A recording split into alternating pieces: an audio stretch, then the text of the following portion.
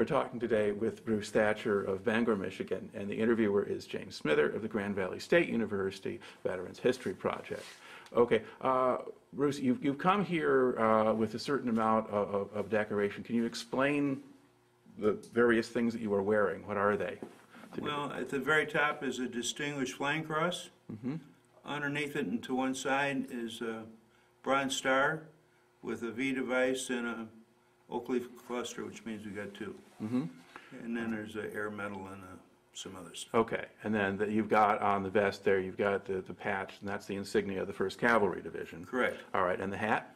The hat is a wonderful Stetson, which is the pride of the 1st Cav. All right, and is that something specifically that, I mean, who got to wear that? Anyone who was in the division? Or? Anybody who was in battle, okay, in the division. And the one thing I did not bring today was the gold spurs. Okay. So like actual spurs like you put on boot Yes. spurs? Yep. Okay, very good. All right. Well, we'll put the hat over here to one side and get started. Okay, so just to begin with, give us some background on yourself and where and when were you born? I was born in Berwyn, Illinois on August 24th, 1941. All right. And did you grow up there or did you move around? My folks moved to Lombard, Illinois. Okay.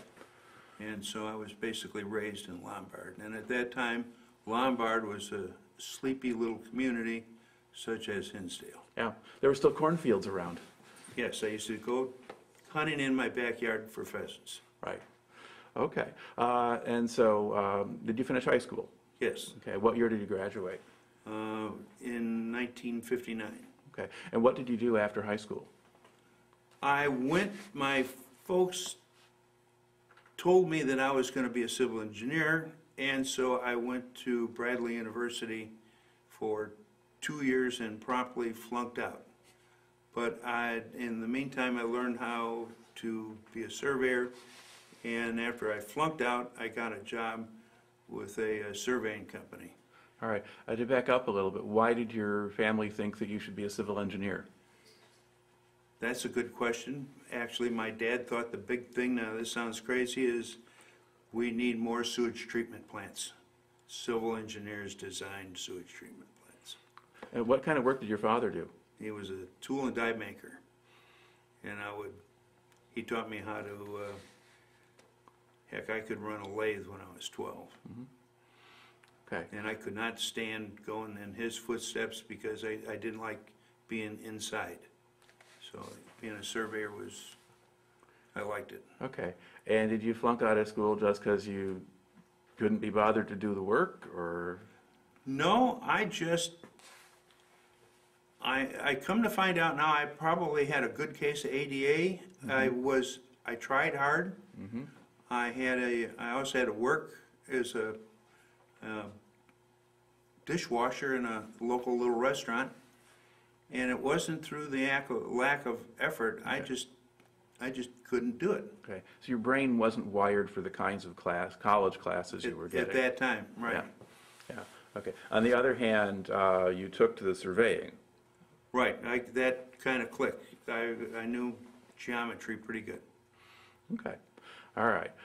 And so then how long did you work for the surveyor? 3 years altogether, and I went from being the low guy in the totem pole was called a rodman, and then the guy in charge of it was called a party chief, and I got to be party chief in a year. Okay. So I had a lot of responsibility. All right. Now, how do you wind up in the military? Well, Uncle Sam was kind of knocking at the door, but not quite. And a good friend of mine who is also in the same survey company just got out of the Army. And he had the coolest job where his job was to go around the world and find out what the diameter of the world was and to locate stations so you could plot where the satellites were going and and this was cool. And he said, you got to go to survey school in the Army, and that way, this will help you. So he got me wrapped up into that. All right. So when did you enlist in the Army then? I exactly when it was. When did we say that was? We guessed it was February, or I mean in sometime in '63. sometime in '63. It was cold. Okay, so probably early in the year. Yeah. And then we got on a train. I remember getting on a train in Chicago, and then somebody running around in the train saying there's a bomb on the train, and I forget that. And I stayed in Iraq, and then an MP came and said there's a bomb in the train. So that was my start of military life, was there's a bomb in the train, but there wasn't. Okay, all right. Now, where did they send you for training? Fort Knox, Kentucky. Okay. And what did basic training consist of at that time? As I recall, there's some hills called Agony and Misery that we're well acquainted with, and I got a. The other thing is, backing up minor, during lunchtime when I was surveying, I learned how to operate various pieces of heavy equipment, and it would go all the way up to what's called at that time Ellis Chalmers 21, which was the biggest tractor. It weighed a lot. So when you're in Fort Knox, you're taking these, you got this questionnaire. Did you operate a vehicle over 1,000 pounds? Yeah, I think it's over 1,000. And it keeps on clicking. I'm just knocking off these, sure, I could did that. And then it got down to the end and said, well, I probably didn't do that. So they asked me, so then I got volunteered to be a truck driver in basic training. And very first time that I went and picked up the deuce and a half, I brought it back to the armory, and it's blackout, and you have to have somebody guide you in when you back up. So the armory sergeant was guiding me in, and I promptly broke 3 of the wooden slats and tore up the canvas on the back end of the truck. And that wasn't so cool, so I wrapped that up and tied that up and ran around all day with that in kind of cruddy shape, and then I decided, well, I better take it back during mealtime, you know, in the evening, and I took it back, and the motor pool sergeant's sitting there, and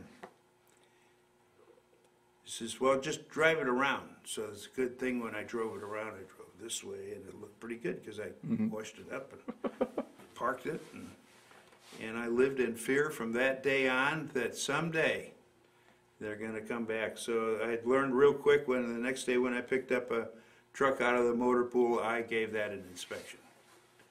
But that never happened.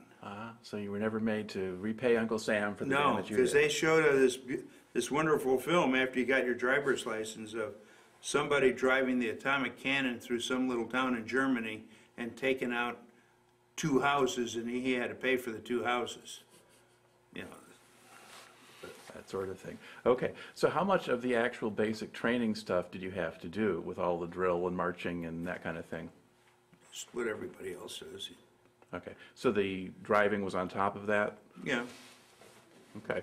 And then how easy or hard was it for you to adjust to life in the Army? Relatively easy. Wasn't hard at all. Okay, how did the drill sergeants treat you? Fine. That was another kind of a funny thing. My boss said, you're going to be sitting on a duffel bag, it's going to be misting out, and the biggest man that you have ever seen in your life is going to come over the top of you, and he's going to smile and look down and point at you, Thatcher, you're mine. And he's going to have a shiny gold tooth. So he was absolutely right. I'm sitting on the duffel bag. Oh my. And he has a shiny gold tooth and says, Thatcher, you're mine. And that's how it went. I don't see how the man ever got inside a tank. His shoulders were too broad. All right. And at that time, let's see, now, did the people you were training with, did any of them have trouble with it? Or? Oh yeah, there's a few people that would, with this, what do they call it, go over the hill, and they'd have to find them and bring them back. Oh yeah. Okay. All right. So about how long did the basic training last? It wasn't that long, I don't think. 8 weeks, I think. Okay. All right. And at that point, did you have a specialization picked out, or? No, they picked it out for me. Okay. It was not surveying, it's now artillery. Okay. So I went to Fort Sill, Oklahoma, And that's where I was at. And When you went to Fort Sill, initially, what were they training you to do? be a cannon cocker, but they also sent me to a leadership preparatory kind of a school for 2 weeks. Okay. Now, leadership as in non-com level? Right. Yeah. All right. And what kind of artillery did you train with? 105 howitzer. Okay. And how much time did you spend doing that, do you think? I think that was another 8-week course. Okay. And so what would a day be like when you were in training there? Well, I was what did they call that? Kind of like a student guidon or whatever. And so I'd have to make sure that everybody got up, got dressed before the sergeant came in. Then you'd go and learn about, how the howitzer worked and what to do and what not to do and how to shoot it. And we had people there who was, to the military's credit, one was a ER guy, and he was a biology teacher in high school. So when we went out on the range, the trails, when it's cool out at night, would attract every critter in the world. So he would police up scorpions and snakes and then put them in his we call that now the foot locker. Mm-hmm. And so on a Saturday inspection, when they had open foot locker inspection, here he is with scorpions and rattlesnakes in different containers. And the battery commander got some stuff, and he actually ended up saving it all, and he put it in the armory in a place where he could keep them. And he fed them, and he took them home when he was done. Okay. So the Army did not object to this? No, it was really surprising, but... Okay. And when you said ER, you mean enlisted reserve? Right. Okay. So you had people who were reserves coming in? Draftees, ER, and RA. Okay. But somebody who was the ER, now was he there for training along with you, or was he doing this as part of his reserve duty? No, he's doing that as training Okay. along with us. All right. He just happened to be a collector Right. while he was doing that. Yep. Okay. Now, and then the leadership training, what did that consist of? That was, I would call that a highly regimented, highly motivational type thing, and they would teach you how to, let's say if you want to show somebody how to shine up their boots. So you take one of the guy's boots and you shine it up, and you hand it back to him. Says, now I want to see your other boot look like that. And that was just some of the little things, that they teach you, and how to make a bunk so it really looks good. All the little things that... Okay, so this sounds like it's sort of geared toward being on a peacetime base somewhere rather than Right. actually Yep. out there in the field somewhere. All right, and then, now did you do that course after the artillery training? Actually, it was before the Before artillery that, training. okay. And so you went from there to being the guidon with Right. your platoon and so forth. Okay, all right. Now, once you finish that stage of training, now what happens to you? Well, then I went over to the 2nd of the 2nd Field Artillery, which is there at Fort Sill, and I was put into the survey section of the battalion, and that was maybe less than a week before they were going to have a test to find out whether or not they were combat ready. Mm-hmm. And so the second lieutenant, who was in charge of the survey section, said, okay, we don't have time to train you to do anything, so you're going to be our third, I guess he called him a calculator. What it amounts to is in those days you didn't have all the neat conveniences you got now. So you would use logarithmic tables to multiply and divide by, and you would use logarithmic sines, cosines, tangents, and so forth. to figure out where you're at. So when the day came for this test, and the test is where you would have to survey in 3 batteries, and then you survey in the target, and then the test comes as you have a time on target where each battery is a different distance from the tube to the target. The time of flight is different, and you have an air burst directly over the target. That is the test. So at the end of the time, we had one of the guys doing the calculating had one answer, another guy had another answer, and the lieutenant was watching me because I couldn't understand his form, so I turned it upside down, and I would draw a picture with each one, and then I did my own calculations that way, and he looked over my stuff, and he decided to use my answers. Okay. And how did that work? Or how well did that go? It went very well because we had a time on target, all 3 batteries, bam, hit the target. Okay. So the next day I was a corporal, and the next day I was an E5. All right. And so now are you in charge of that section, or just number 2, or? No, I was number 2 when it comes to that. And then the other humorous thing is I saw an ad in the newspaper where they needed a survey party to survey in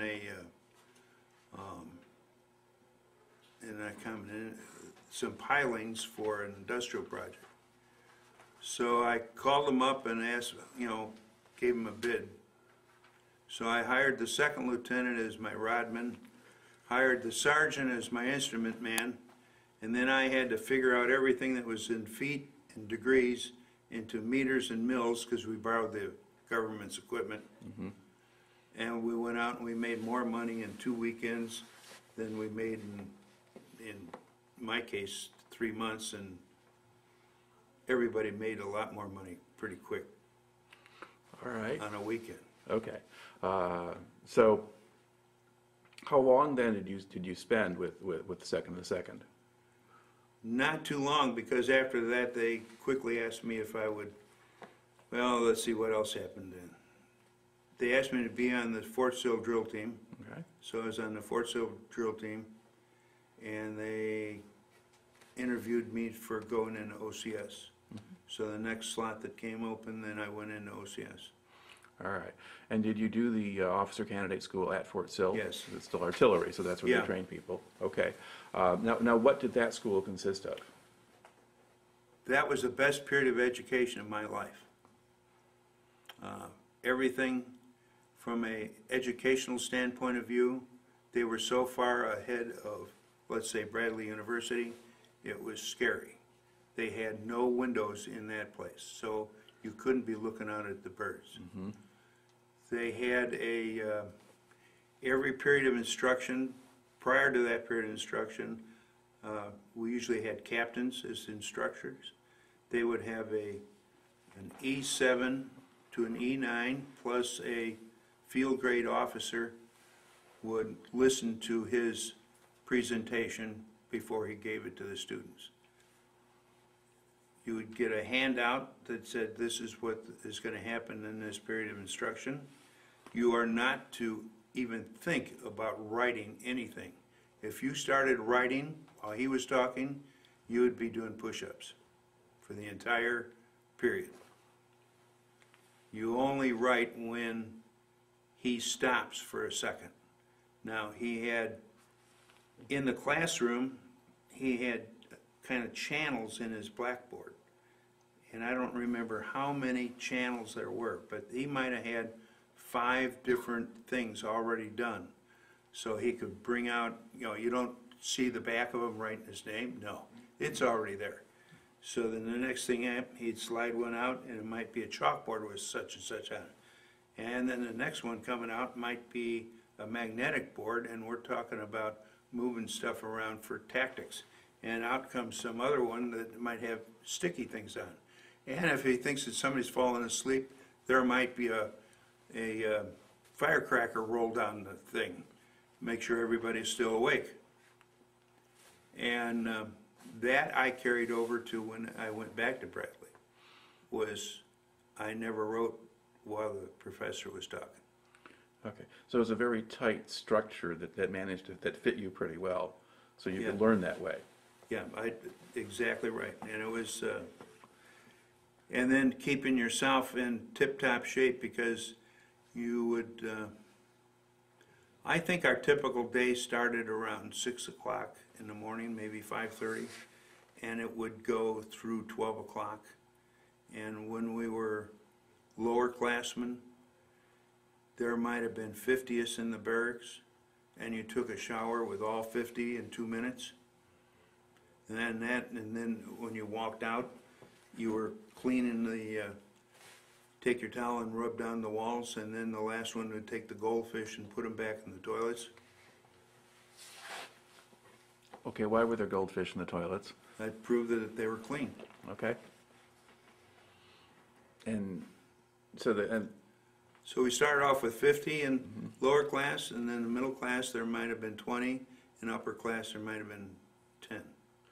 And does that mean that the other guys get weeded out in the process, or? That means that they had to go up to the officer and say, "I quit." Okay. Yeah, they don't weed you out, you have to quit. Sometimes you low-crawled in formation to mess hall. And if you weren't eating right, you might have been, next thing you know, told to eat underneath the table in the mess hall. All right. And you survived all of that? We survived all that. Okay. And then once you completed that course, I guess, was there anything else, I guess, in terms of, were you getting any actual artillery training as part of this? Okay, so what were they teaching With various pieces of equipment, and you're learning how to adjust it. And at Fort Sill, they have, in some places, it'll be like rolling hills like this, and you don't know, did it land in this gorge or that gorge? So you have to really see where after the explosion is, you have to look at your map and see how many, little gorges there are between you and it. So Okay. it's very difficult. Now, were you doing all this on 105s, or did you get 155s, or anything else? We went up to 8-inch. Okay. All right. And are you doing fire direction control now? We do all of it. Fire direction control, learning everything. Okay. Did you do any aerial observation at that No. point? Okay. All right. So you're still On the ground. on the ground with the artillery. Okay. And how long did that officer training course go? That was 6 months. Okay. And once you complete that, now what happens to you?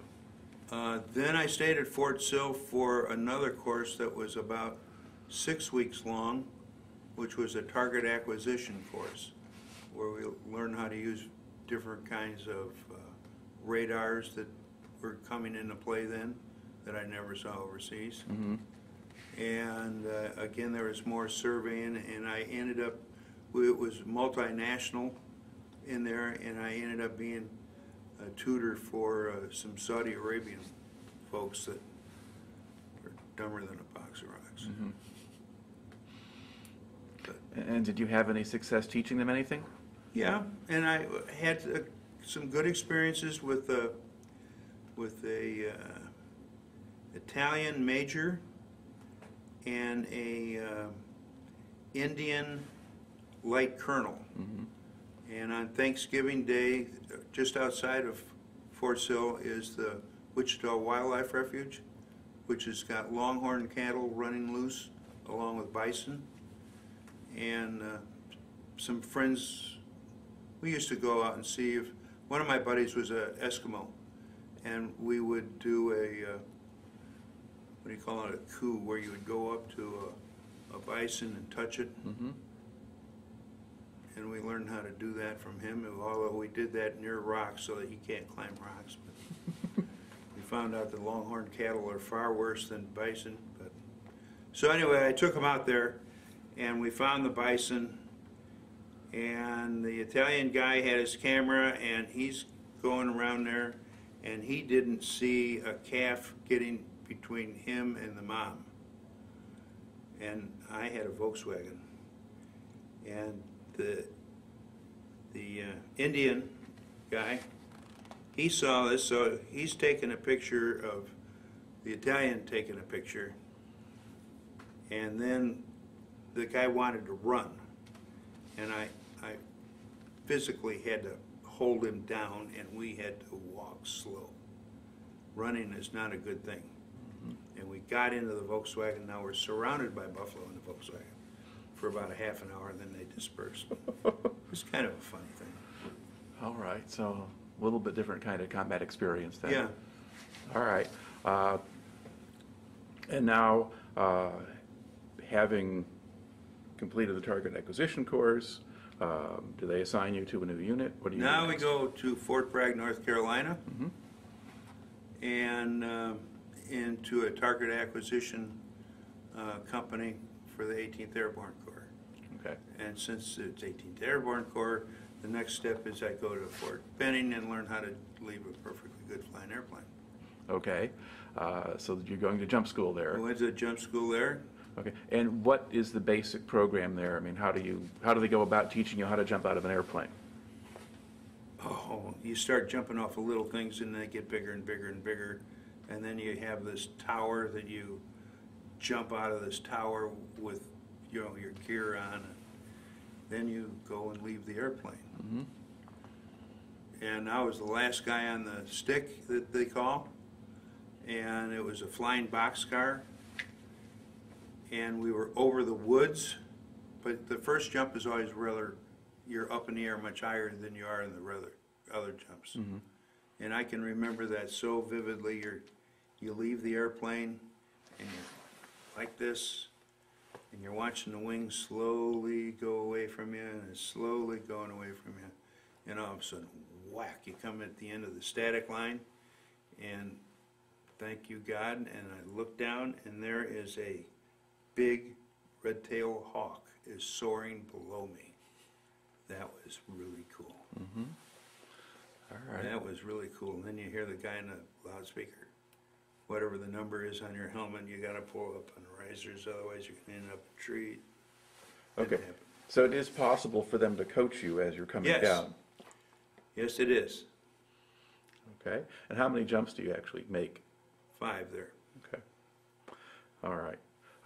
So you do that, and then you go back to Fort Bragg. Right. Okay. And so now what are you doing with your unit? What we did is we, 2 other officers and myself, we were second lieutenants at the time, we rented a house off post, and we bought a 2-man folding kayak, and we had a lot of fun with that. But I want to, once a month for 1 week, we had to be completely ready with everything in your car, so that when they blew the whistle, you would go to Port Air Force Base, get on a plane, and off you go. And then, oh, we don't need you, you come back. And then you leave the airplane before it lands. But that was the, if you will, the worldwide ready reaction force. Okay. And now, did you do kind of more conventional training the rest of the time, or? Yeah. You know, basically teaching the guys surveying, and they had a thing come out then, which was a huge box, which was a gyroscope that you would airdrop and hook up to a generator. And then from that, you could actually find out more or less where you're at, other than by shooting stars. Otherwise, you have to shoot stars at night. Okay. And how long did you spend, do you think, at Fort Bragg? About 6 months, I think. I was supposed to go to Korea. Okay. What did they tell you about that, or did you get orders and then they revoked them, or? I don't remember. All I do remember was that, again, the good stuff is I was, at the time, since I was a surveyor in civilian life, single, independently wealthy, I bought like 5 or 6 shares of Sears and Roebuck, and I had my dad as the, whatever you call it now, that can look after your financial stuff. So I might have had, oh heck, $200 worth of stock, you know. And one day, as the officer of the day, killing time, I'm looking through the thing, and oh, I gotta buy some Flying Tiger Airlines stock because I'm gonna go to Korea. And by time you lamp out, it took a long time from the time, let's say they flew everybody over to Korea, which happened twice a year. And then by the time that, when they're flying it over, they have big expenses, then it takes maybe 2 months to get money back from Uncle Sam. Now their stock is up. So they were very cyclic. So I, bought low and sold high and got a little something going there, but I forgot to sell. Oh, And then I went to Vietnam. And so when I got out, they were still flying to Vietnam. so the stock was okay. Flying Tiger paid for my continued college education. All right. So you had orders to Korea. Now, how or why did they change, or do you know? I don't know. They said, son, you're going to go to Vietnam. Okay. And so when did you actually go to Vietnam? In July of 1966, latter part of July. Okay. Now, what do they do? Do they do anything to kind of prepare you to go to Vietnam? Shots, Yes. training, or anything like that? There was some things they had to do. Shots, absolutely had shots. And then I joked around with the medic. I said, you're stabbing me 2 at a time with these darn things. And he says, you're right, sir. You got to learn how to give shots. So he would take 2 needles at a time and backhand them in your arm. And then I would take one and back one in his. And he taught me how to give shots. Okay. That was different. Probably not standard procedure. Probably not standard procedure. Learned a little bit about the Vietnamese language, and I'm horrible when it comes to languages, so I didn't get much out of that. And I also was on a detail learning how to. We had special forces folks at Fort Bragg at that time, and so thank goodness I didn't have to perform what I learned, which was knocking on the door and informing the person that Sergeant Jones didn't make it. So I'm glad I didn't have to do that. All right. Okay. Now, how do did they give you a leave before you go over? Yes. How, was that 30 days or less I than that? don't remember. I don't think it was that long. Okay. But all I know is I ran every day, and I ran a long way. All right. Now, how do they actually get you to Vietnam? We go over to O'Hare Field to the military side. And so my parents are there, and we sat and wait to find out that the military aircraft wasn't going to make it. So the next day we went home and we reported to the United Airlines, and we got on a DC-6 that they got out of mothballs, and they couldn't shut the door. So they had a mechanic go inside, take the glass off the co-pilot's side, and he crawled out of that piece of glass and then put the glass back in. Okay. Now, the DC-6s, is that a prop plane or? That's a 4-engine prop plane. Okay. It went so slow and it wasn't too pressurized that when we got to the Rocky Mountains, we flew through the passes, not up and over. You could see people on the ground. Okay. How long did that take? A long time, and it was really a cool flight. You could see everything. It's not like today, and there's a speck down there. Okay. Now, were you going to California or Washington or? Went to San Diego. Okay.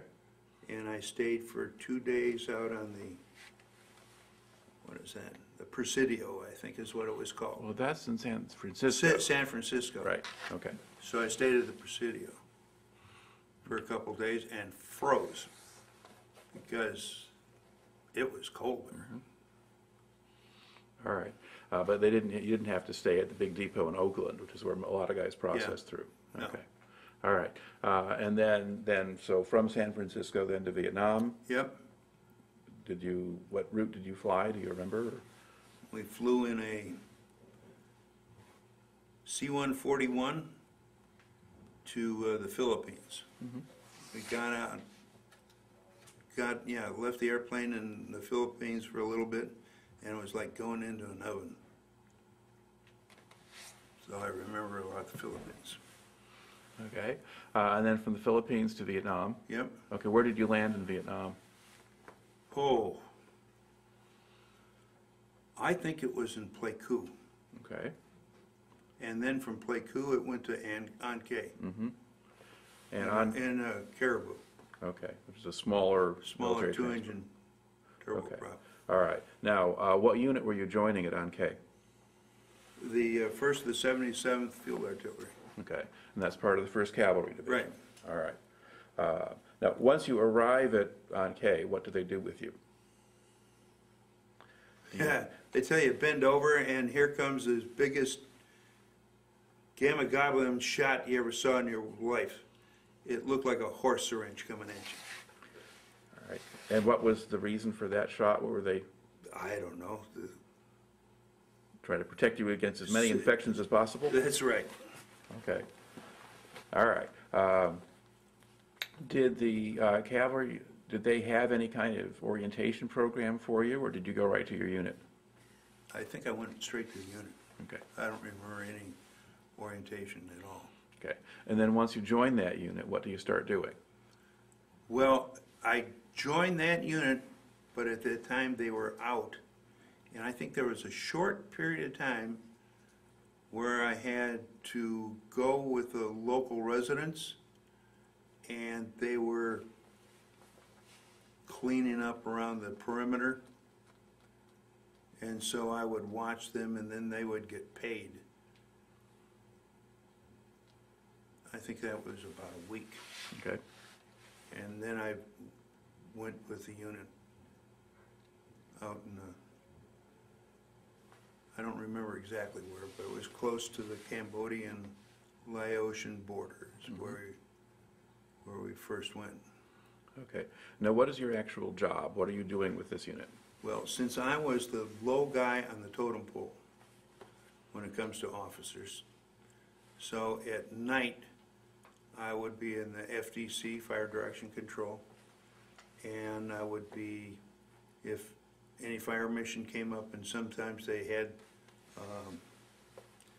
interdictionary fire where you would pick out a spot on a map and shoot it for the heck of it, thinking that they might be there. So I would give the orders to the gun section, and then one night we got mortared, and we had white phosphorus projectiles. In that heat, the white phosphorus turns into a liquid. So you have to keep them vertical. And the fuses are on the projectiles. And the fuse operates by when there's a set, when it's shot, there's a little ball bearing that goes to the back end of the fuse. Then the rifling of the barrel throws the little ball bearing out. So now you got a clear path, so when the point hits something, that flame will go through the fuse and into the projectile. So these things are standing on end, on a hill, and they got knocked around by mortars, and they rolled down the hill. Since I am the newbie and expendable, I get the opportunity of policing up about 50 white phosphorus shells away from everybody else, and then touching them off. Okay. That was a scary operation. All that. Now, did you have anybody helping you with that? Oh no, they keep everybody as far away as possible. Okay. You can, you But can get rid of one guy, but you don't want to get. So it's not a job they assign to an enlisted man then? No. Lucky you. Okay. There's a rank lower than private. That would be called second lieutenant. Okay. Now, so you're initially kind of on night watch, and you're not going out on operations yet? No. Okay. And how long do you have to do that? It might have been 2 weeks, Okay. and then early in the morning, the battery commander says you're going to be going to the 2nd and 12th Infantry C Company because they just lost their FO. Okay, so now So you're, then, yeah. so this is actually a pretty good story. So they picked me up at daybreak in the command and control helicopter for the battalion commander. We go over to the battalion commander, and he tells me what I'm going to do, and he says, "Don't worry about a thing. The recon sergeant has got your map, got the SOI, SSI. He's got everything. All we need is you. Go get on my helicopter, make us proud." And there you went, okay? Mm-hmm. So off we go. When, again, this is now in the second time the Cav went into the Ashaw Valley. So The Ashaw or the Adrang or? Drang Valley. Yeah, okay. Second time into there. So we go in there, and it's in a little itsy bitsy clearing with a little bump on it, and there's stumps sticking out, and I'm wearing still stateside greens, stateside boots, and an M16 I've never shot. Mm-hmm. Jump out of the helicopter, go to the edge, there's nobody there. So first thing came to mind is, oh crap, and so I crapped. So then I went around the LZ quietly, and there was nobody there.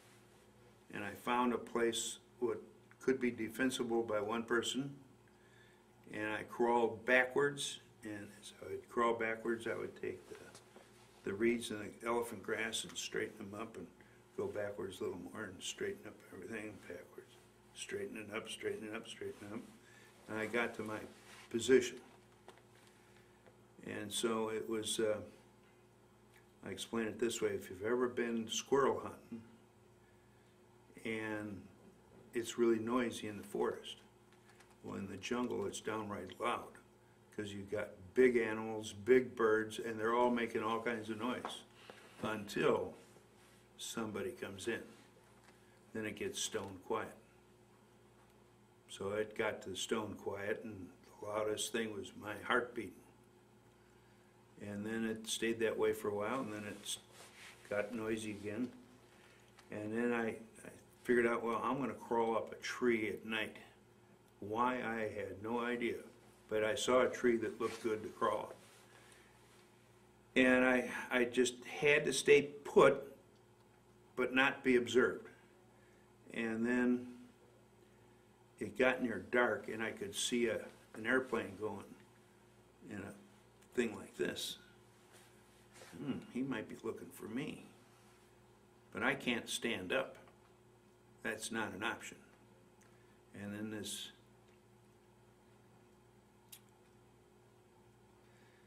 voice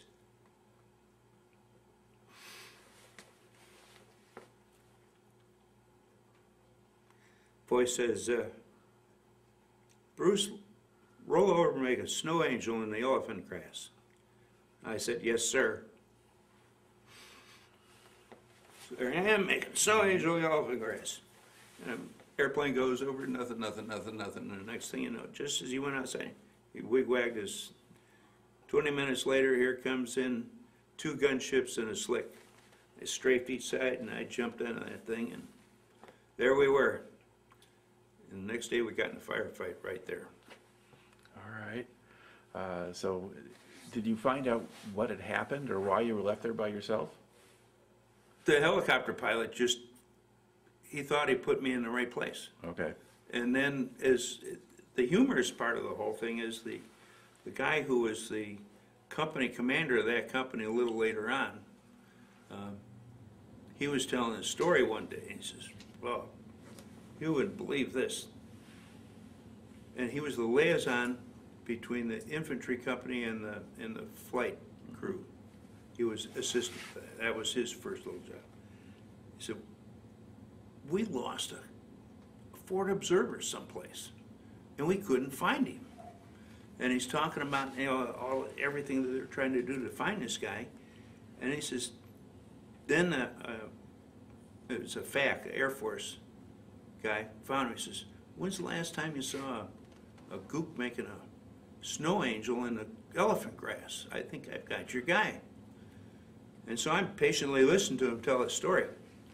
And then he says, then 2 gunships came in, and then he got the call from the pilot of the slick. He says, "Man, you should have seen how high that guy jumped to get into the helicopter." And then I told him, I could have jumped higher. That was kind of humorous. All right. Now, when you joined the unit, you said, now, then the unit got into a firefight at that same LZ the next day? Next day, same place. Okay. I saw where I made my snow angel. All right. So now, what are your duties now, or your functions with the company? What are you doing for them? My job is to provide fire support for an infantry company. And I had a RTO, carry the radio, and a non-commissioned officer that we would call a recon sergeant. So there'd be 3 of us. And every day I would be walking with the point squad every other day. And then the recon sergeant would take it the next day. And if he was walking with the point squad, then I would be, I'd go out on ambush. So we were either out on ambush at night or with the point squad. So in essence, we saw way more than the infantry guys did. Okay, so you're not with the company's command post then? When you're, one of us would be with the company commander, and one would be with the lead squad. Okay. All right, and so then where does the ambush fit into that, or is that what you do at night, or? Ambush, every night we would set an ambush. We'd set guys around listening posts, and then we'd usually set up a little ambush a little bit away from the company if we saw something that looked like a good trail or whatever. Okay, and how much opposition were you encountering when you're first out there?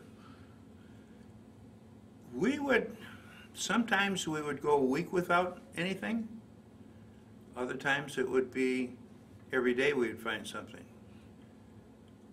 You know, it's hard to put your finger on that. Okay. Now, who were the enemy in that area? Were they North Vietnamese regulars, or were they Viet Cong? Most of them were North Vietnamese regulars, and some of them were Viet Cong, and we were fortunate enough to have a most unusual character join the infantry company, who I believed worked for the CIA at one time, because when we would go into a mountain yard village, he would know by name the residents of the mountain yard village.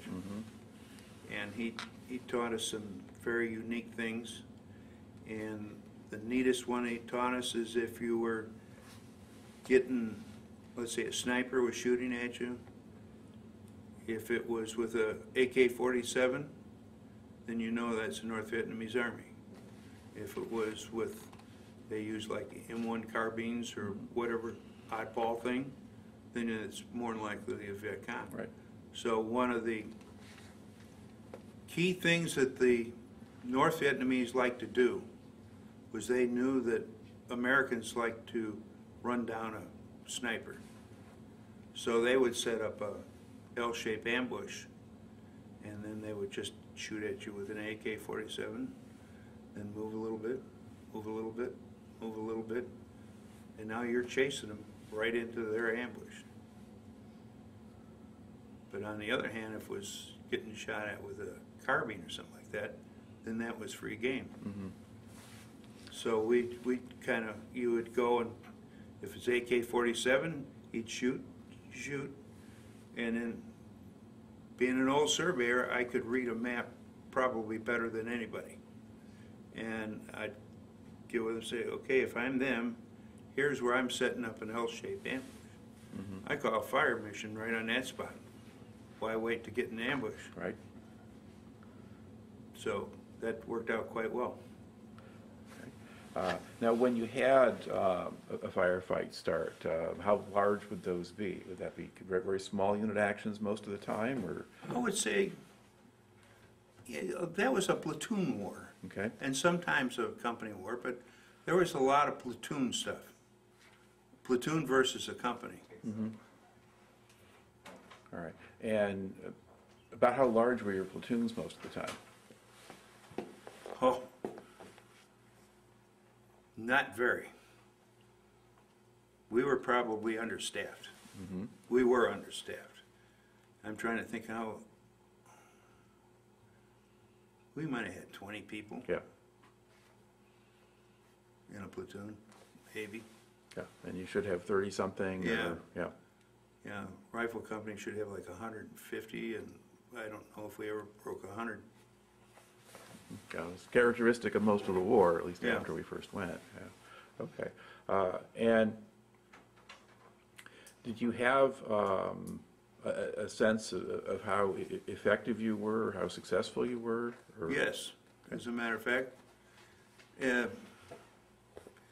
When we were doing this, and this sounds crazy in retrospect, but we chased the North Vietnamese Army. That was our job, was to chase them. We were very seldom ever in a defensive mode, except for when we would be taking a break and we'd be around an artillery battery. So there would be times when we would be running up against teenage kids and old men. And that's not a good sign for the other guys. Right. Now, would those be Viet Cong then? Well, they were dressed in NVA uniforms. Okay. So, you know, I was thinking that, you know, this is going to be over pretty soon. And we did a good job, the group that I was with. And I don't know how else to put it. I heard, I did not hear it myself, but that my call sign at that time was Top Kick 38, and that Hanoi Hannah had promised Top Kick 38 for Uncle Ho's birthday. That didn't happen. Okay.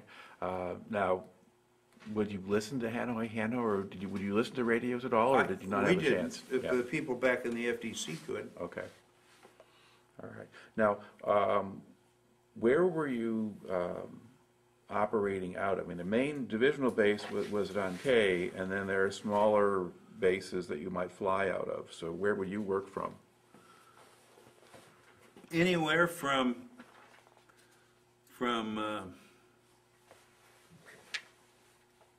anybody that got in trouble, we went after. So we were in Kantoon, we were in Dak To, in the Bong Song area, upward in the lower part of I Corps,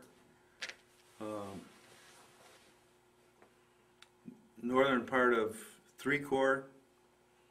No, we didn't have a place to call home. So you got a Our very place called home was a poncho liner, and a rubber air mattress on your back. That was your home. Okay. But the aircraft have to have some kind of facility to be based at. Well, they would be at, the fixed wingers were at An Khe, and some of them at English. I don't remember where they were at when they were at Dak To, where they were at Dak To. But as a forward observer, a lot of the time you're out in the field with the line unit, so you're out. Right. Okay. Now, officers in Vietnam often switch assignments. So did you get a different assignment because you're... I stayed out there longer than most. And because I was good at what I did. I was pretty good. Okay. And then I ended up as the aerial observer for that battalion. And at that point, then, would you... so that's when you would fly out of the larger bases. Yeah, Rather so than I would staying be out of, let's say, when I finished up, I was in LZ English, and I would start off in a H-13 helicopter in the morning, and adjust the firing battery so they would hit their target, and then look for bad guys. And the great advantage of that H-13 is you could turn the engine off, because it was gas-powered, and you would auto-gyrate down the hill quietly, and since I've been up and down a lot of those hills, I knew what to look for, and then before you hit the rice paddy, you turn the engine on and go back up again.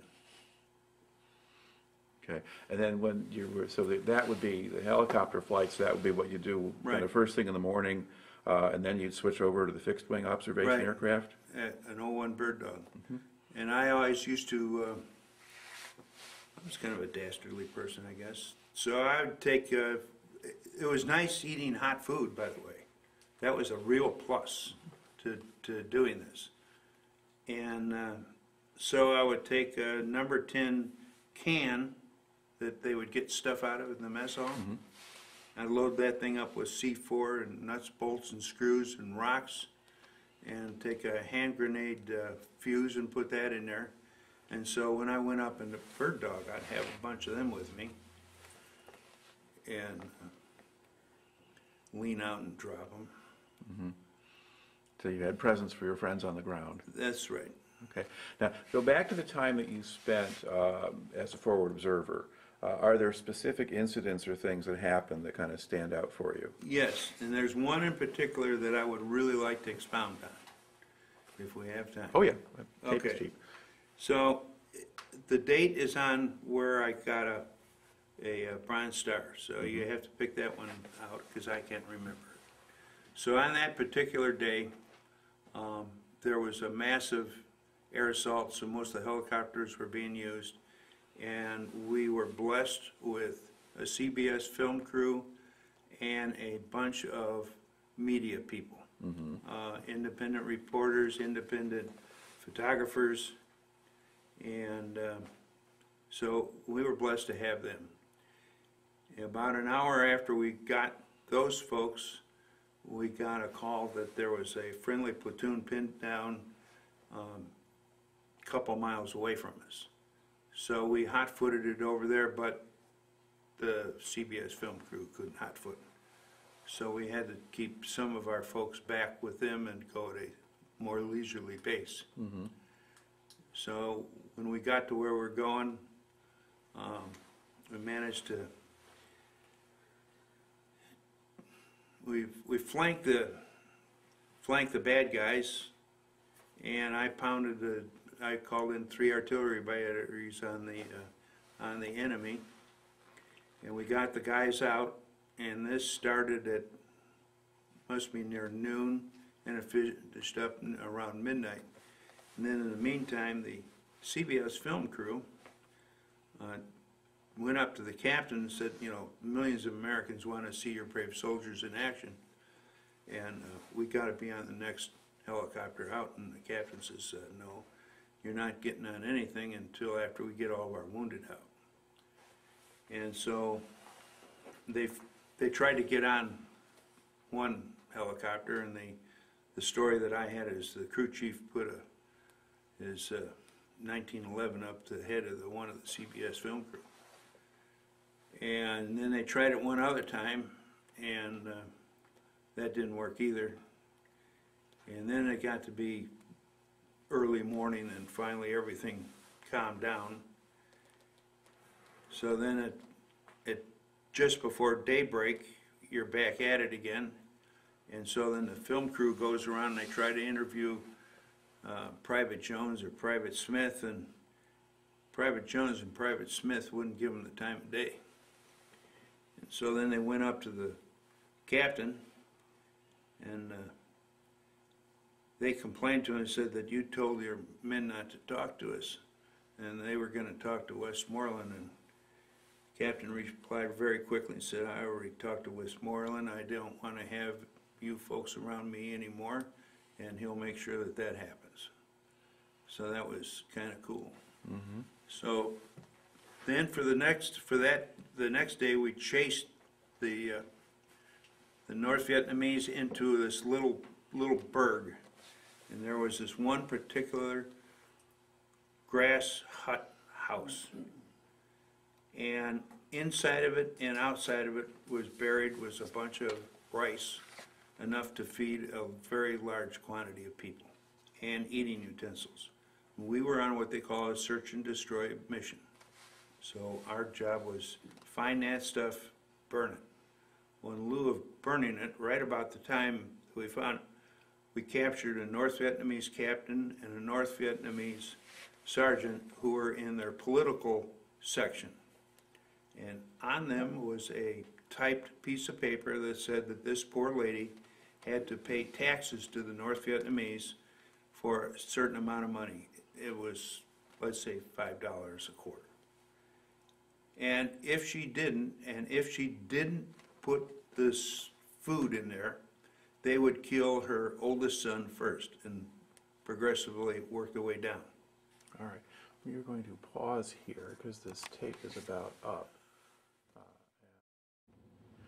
All right. Now, in your story, you had gotten to the point where after your firefight that had the visiting film crew and so forth, you'd gone into a village, found a place where they were storing rice, and you said that you captured a couple of North Vietnamese officers, and they had a document on there indicating what would happen to this lady if she Correct. wasn't storing their rice. Okay. Once you found that, now what happens? Well, it's just a tragedy. Here is this poor lady. She has no husband. She knows that we control the day, they control the night. What are you going to do? And she did what she had to do. Mm-hmm.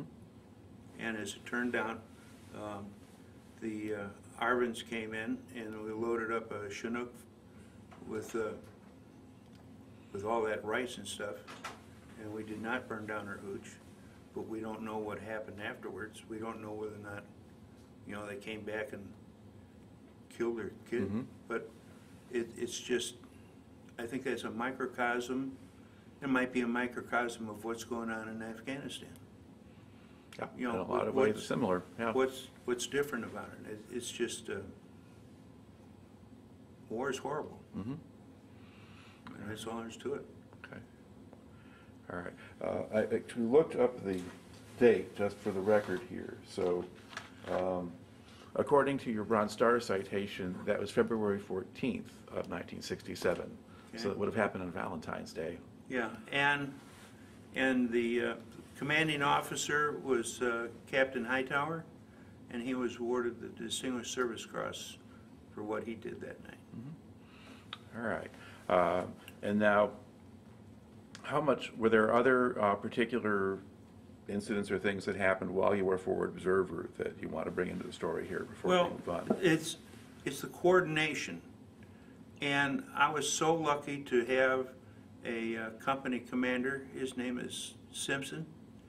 And it sounds crazy, but there's a thing called range dispersion when it comes to shooting an artillery piece. That means it's good left and right, but it can go a little long or a little short. Mm-hmm.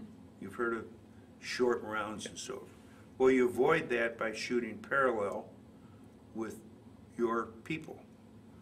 So in the middle of a firefight, we would be moving our people so that we would get off the gun target line. Mm-hmm. Or I would adjust the fire so that we would hedge on the line of safety, okay?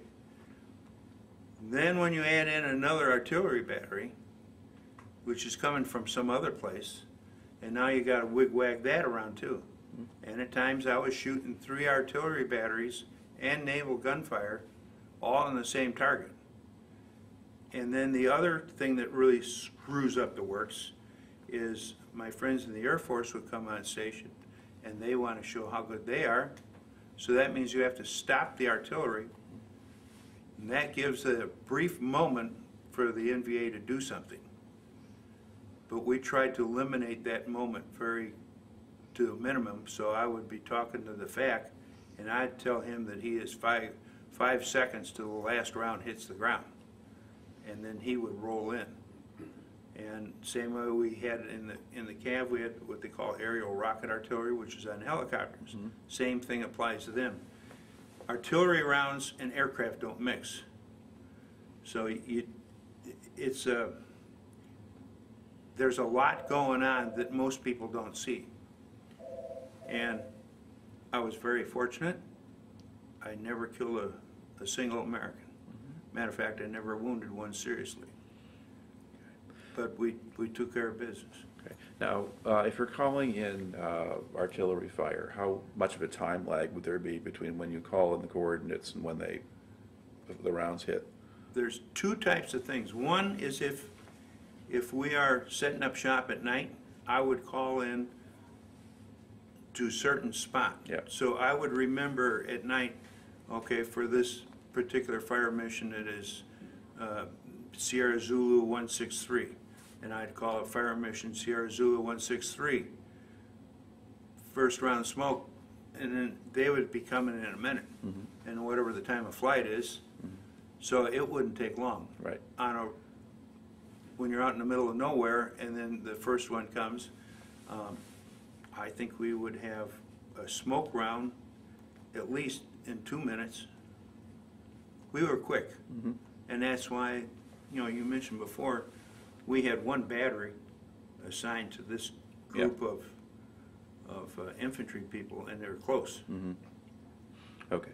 And then you could call in additional support from Right. other places as well. Okay. Let's see. All right. So I guess over the course of the time you spent with 212, and what kind of casualties did they take? There's a fair amount of people on the wall, but probably less than most.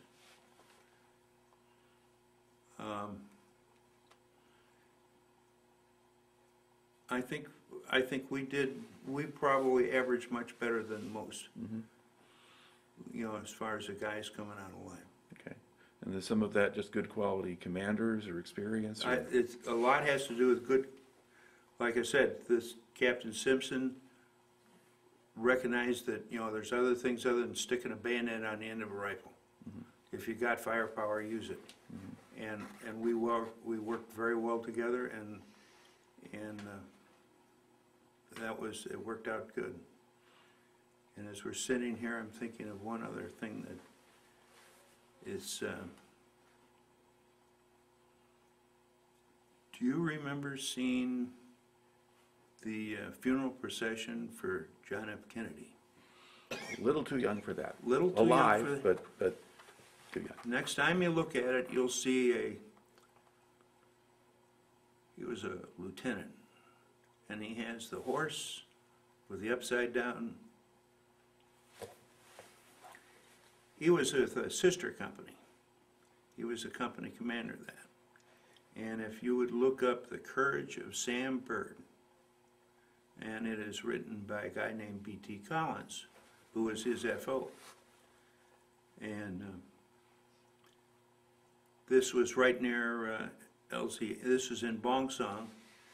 And he went, his company went, and it was a hot LZ. And I was part of a platoon of a ready reaction force. So we were right in after him. He caught a round in his helmet and circumcised his skull. And that's the guy. But the night before, we were joking around and throwing mountain yard spears at targets. The next day, I had to hold him. Not good. But our company did well. And like I said, our company commander was, he was not afraid to use firepower, and we used it. All right.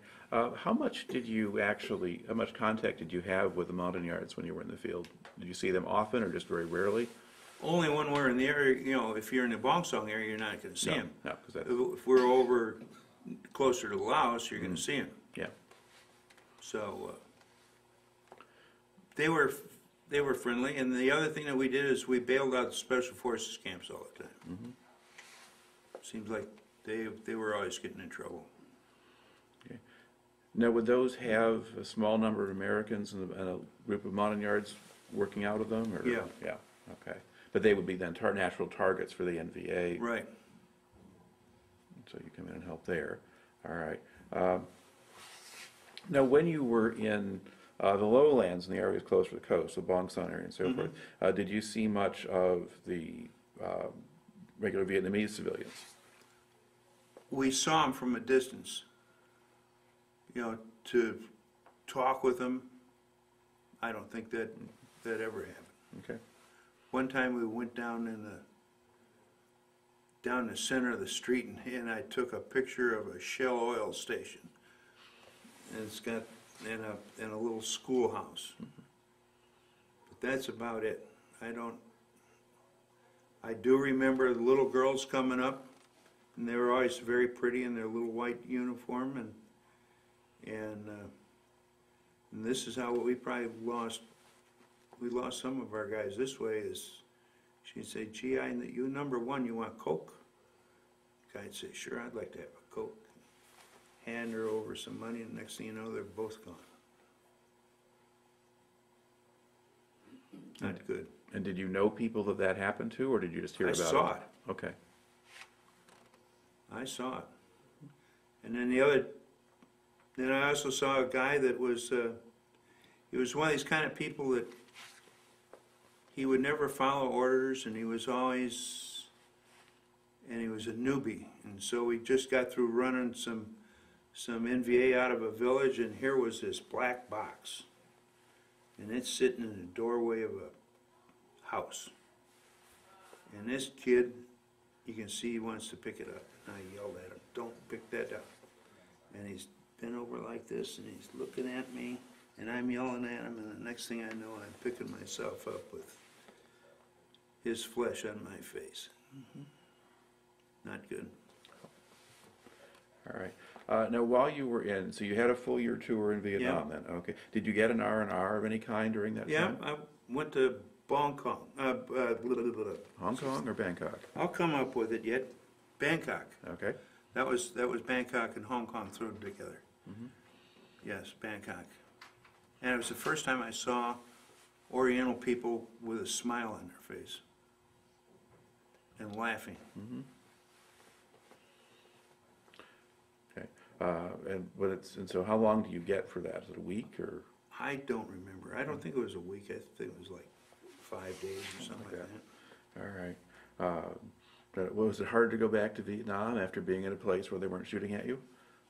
It was, but it didn't take long, you know, because you got, you know, the guys that you're used to, and they're your guys. Yeah. How would you characterize morale in the units that you served with in Vietnam? I think our morale was extremely good. It was extremely good. And another little short story is when it came time to leave, is I was at Oakland Airport. There was 2 guys that came from Detroit. They were in the same squad. One was black, one was white. My airplane was going to O'Hare Field. Theirs was going to Detroit, and it was leaving a little later than mine. Last I saw them, they were crying. They were hugging each other. They didn't want to go home. And this is now 1967, and you're starting to get some riots in Detroit and other things like that. Yeah, I had an opportunity of getting my recon sergeant a Bronze Star, and I had Senator Lovin. I told him about that. That got his attention. Because he was, at that time, he was a, what was he? He was on the city council for the city of Detroit. All right. Now, when you got short, or you got close to the end of your duty, did your duties change at all? Or Yes, they did. The commander of the 1st Cav had me teach all incoming infantry and artillery officers, major and below, how to adjust fire. It tells me that maybe I did something good. Okay. Yep. So I would teach them how to do it, and as an example, we'd have them start off, and I'd give them a minute to look on their map and decide what coordinates, and then the first round would be smoke, and then I'd give them, let's say, 30 seconds to make an adjustment to high explosive, and then I'd tell them to take off their helmet, take out the liner and put the helmet back on. And then they had 15 seconds in order to make an adjustment. I also had about a 10-foot piece of bamboo that I'd start banging them over the head with a piece of bamboo. And then I had a major complain to me, and I said, well, wait until you get shot at with an AK-47 if you think this is distracting. So I kept on beating on him. Little did I know the deputy commander of the 1st Cav was behind me one time when I was whacking him. And he said, son, that's the finest period of instruction I've ever seen in my life. Do not do that back in the States. All right. Now, when you finish your tour in Vietnam, was your enlistment about up at that point? It was, and they had offered me a thing to go to the War College in Pennsylvania, both as a student and as an instructor. Mm-hmm. And like I said before, when we were there, we were coming up against kids and old men. I thought this was over, and the thing that this sounds crazy, that I enjoyed about being in combat, the higher the rank means, the more power you got. So there was times that I talked to somebody named Parachute 6, who was not on my SOI, SSI, but he managed me to get the cruiser Canberra to come down and play with me, mm-hmm. along with all kinds of Air Force assets. So the higher, I mean, this is good. On the other hand, I'm not the kind of person that liked to go and you had to join the officers club, and then as a 2nd lieutenant at what was it? It's New Year's Eve. I wanted to watch the Rose Bowl, but no, you got to go to the commanding officer's house, and you had to wear the dress blue uniform that cost 2 months' pay, and you had to have your little card, and you had to put it in the silver platter, and that was not my. Mm-hmm. I'm not that kind of a person. Okay. So I decided that, well, I'm going to go back to college. Okay. And back to college I went. All right. Now, did you remain in the reserves in some fashion after that, or do you have a reserve commitment now? No. Okay. So you're basically out. I'm out. Okay. So you go back to Bradley again? Yep. Okay. And how does it go this time around? I flunked out so bad that I had to be on probation for 3 semesters, and that probation meant I had to be on the dean's list. Mm-hmm. So I was on the dean's list for 5 semesters and got out. Okay. And what do you attribute the change to? Was it just how you learned in the Army, or? It's the way I was taught in the Army about the idea of, for me, if I can't write and listen at the same time. I think that was the key thing. And that, you know, you're a little more mature the next go-around. Mm-hmm. And at Bradley University, we had a veterans club that consisted of about 40 guys. Our house we were kicked off of campus because we might have been a little rowdy. We had a higher grade point average than the honors fraternity. We had 1 touchdown scored against us in 2 seasons of playing flag football against the fraternities, one of which was really vehemently against the war. And we had an occasion, I was a secretary, where I got called up to the dean's office because in the student union, where we had a couple tables, there was a bunch of communist stuff that all you had to do is you could pick it up and leave a donation at the end. So we went through and we all made a donation of a penny, and then we burned it in a quadrangle.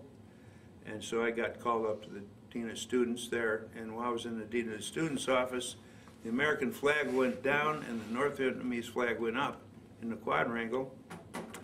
And so when we got through with that, the American flag went back up, and the North Vietnamese flag got burned, and according to the police report, it was an unfair fight between 150 college students and 30 veterans. And the unfair part, so, Let's just say the college students didn't do too well. all right. Now, was it sort of a constant thing to have to deal with the anti-war movement on campus? It was nonstop. The one good thing is in the curriculum that I was in, which was, I switched from engineering to construction, is 3 of them were ex-military Army officers. You 3 of the professors, or? They were professors, Okay, yeah. So oddly enough, you'd go in there, here's your period of instruction, and here it is, all outlined for you. Okay, I can do this. But yes, it was nonstop. Now, did you have a sense that, the protesters and so forth, that they were sort of targeting the soldiers themselves or the veterans, or was it more a political, anti-government policy approach? I think both. Okay. It was a different thing. You know, and so I'm thinking about, I'm 30 years old and I'm going to college. So you stick out like a sore thumb.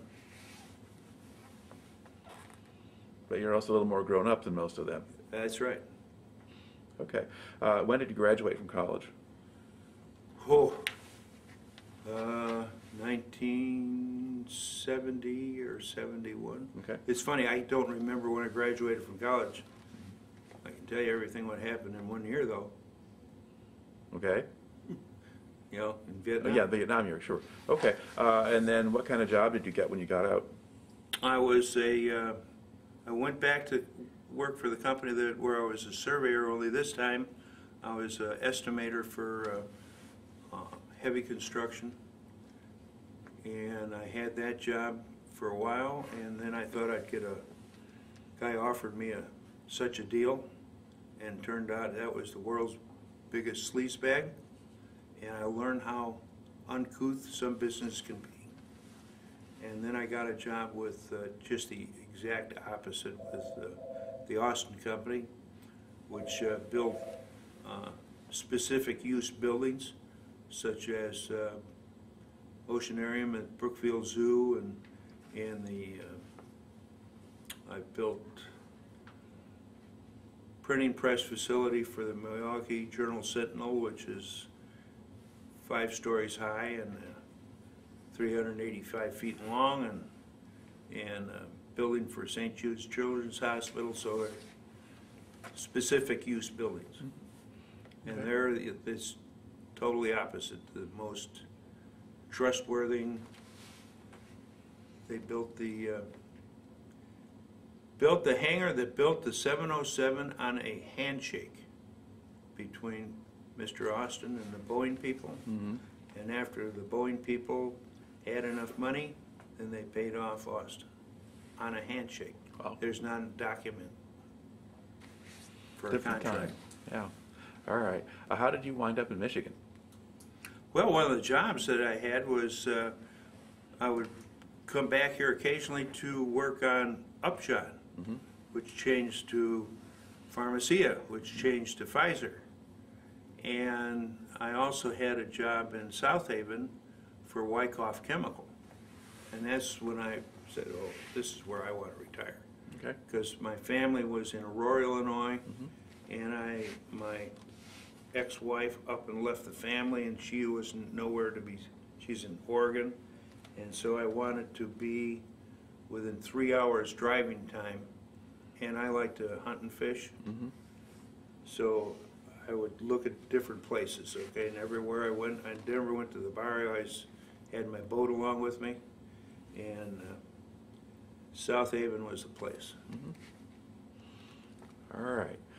Now, to think back at the time that you spent it in the service, how do you think that affected you, or what did you take out of that? If it wasn't for the time I spent in the service, I would never have achieved what I have achieved. All right. Well, you got a good story, so thank you very much for Okay. taking the time to share it today. Thank you.